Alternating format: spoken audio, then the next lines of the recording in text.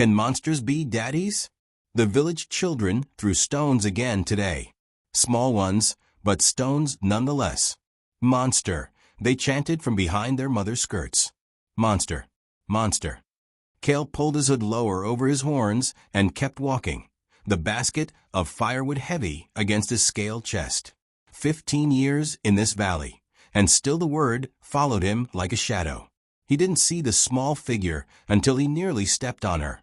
She sat in the middle of the forest path, no taller than his knee, with skin the color of moonlight and eyes like twin galaxies, swirling purple and silver where pupils should be. Definitely not human. Her pointed ears twitched as she looked up at him. "You're very tall," she observed calmly. Cale froze. In his experience, strange children in forests meant angry parents nearby. "Are you lost?" "No." She tilted her head, studying his green scales and curved horns with scientific interest. "Are you?" I live here." "In the forest?" "In a cabin. Near the village." He glanced around nervously. "Where are your parents?" The girl's luminous eyes dimmed slightly. "Gone. The ship left without me." "Ship?" She pointed at the sky. "I'm Zira. I'm 6 rotations old. I was collecting samples when they departed." She said it matter-of-factly, but her small hands trembled as they clutched a strange metallic device. Cale's heart, the one thing about him that was thoroughly unmonstrous, twisted. He knew that particular flavor of abandonment. "They'll come back," he said gently, though he wasn't sure he believed it. "Perhaps." Zira stood, brushing dirt from her silver suit. "The village people called you monster." "Are you?" Cale's throat tightened. "They think so." "Why?" "Because I look different. I have scales and horns. I'm stronger than they are, and my people once fought theirs long ago."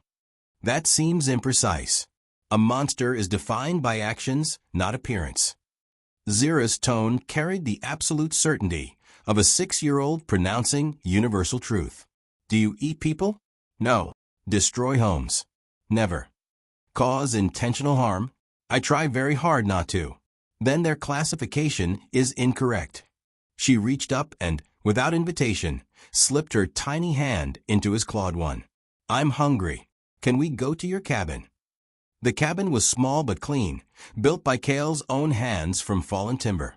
Zira explored it with methodical curiosity while he prepared soup, examining his books, his wood carvings, the pressed flowers he kept in the window. "You make beautiful things," she announced, holding up a carved bird mid-flight. "Monsters don't make beautiful things." "This confirms my hypothesis." "What hypothesis?" "That you're not a monster." She set the bird down carefully. "The village is wrong." Cale ladled soup into bowls, his hands shaking slightly. No one had ever said that to him before. Not in 15 years. They ate in comfortable silence. Zira consumed her soup with efficient precision, then promptly fell asleep on his cot, her device clutched to her chest like a stuffed toy. Cale watched her sleep, this strange little alien child who'd wandered into his life and calmly dismantled the identity he'd worn like chains. He should take her to the village. They'd know what to do with a lost child. But he remembered the stones. He remembered Monster. What would they do to Zira, with her silver skin and galaxy eyes? 3 days passed. Then 7. Then 10. Cale taught Zira to fish in the stream and identify edible plants. She taught him about distant stars, and showed him how her device could make light dance in the air. They carved wood together in the evenings, her small hands guided by his larger ones. She never asked about her people. He never asked if she was waiting. On the 14th day, the village priest came. "We know you have the demon child," Father Aldrich said, his face hard beneath his holy symbols. The children saw her. "Silver skin, witch eyes. Give her to us, and perhaps we'll spare you both from the purifying flames." Cale stepped in front of his door, every protective instinct roaring to life. "She's just a child. She's an abomination. As are you." The priest raised his voice so the crowd behind him could hear. "Will you defend this creature, monster? Will you prove us right about your evil nature?" Behind the door, Cale heard Zira's soft footsteps. This was it, the moment he'd always feared. Defend himself, defend her, and become the monster they claimed. Stand aside, and abandon the only person who'd ever seen him clearly. The door opened. Zira walked out, her device humming in her hands, projecting images above their heads, images of Kale teaching her to fish, helping her climb trees, reading to her by firelight. Images of gentleness, of kindness, of family. "You call him Monster," she said, her young voice carrying clearly. "But I was alone and scared, and he fed me, sheltered me, kept me safe." She looked up at Kale, then back at the crowd. "On my world, we study many species. We've learned that monsters are defined not by how they look, but by their choices." She walked to Father Aldrich, fearless. "You would burn a child because she looks different. You would attack someone who helps others. By my species' definition, that makes you the monster." The silence was absolute. Then a woman stepped forward, the baker's wife, whose child Kale had once pulled from the frozen river.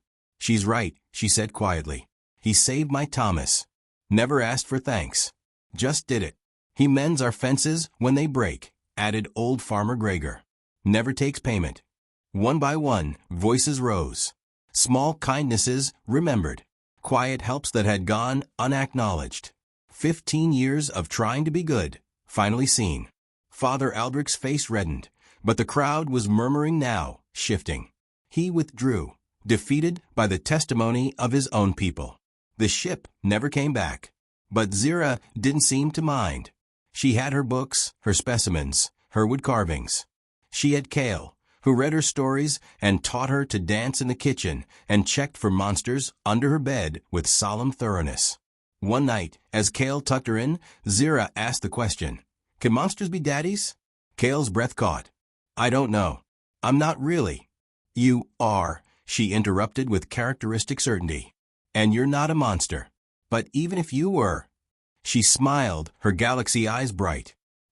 "Even if you were, I think monsters can be daddies, if they choose to be good." Kale kissed her forehead, careful of his tusks. "Then yes," he whispered, "monsters can be daddies."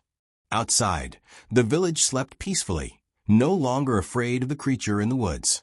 Inside, a father and daughter, neither quite belonging to this world, found belonging in each other. And perhaps that was the most human thing of all. The end. Claude is AI and can make mistakes. Please double-check responses. Sonnet 4.5